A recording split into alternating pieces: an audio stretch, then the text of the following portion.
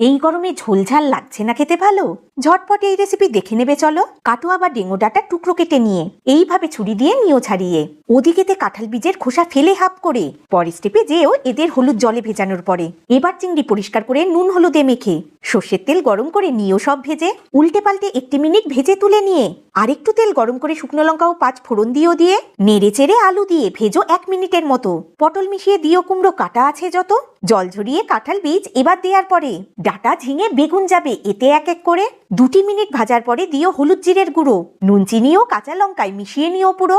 2 minute পর একটু জলে মিশিয়ে ঢাকা দিয়ে 5 মিনিট পর ঢাকা খুলে ভাজা চিংড়ি নিয়ে নেড়ে চেড়ে ঢাকা দিয়ে আরো 5 মিনিট রেখে ঢাকা খুলে সব সবজি সেদ্ধ নিয়েও দেখে মাখা মাখা করতে এমন হালকা স্ম্যাশ করতে পারো, নইলে পরে এই স্টেপটি এখানেই ছাড়ো। এবার গরম গরম সার্ভ করে খুশি মনে খাও।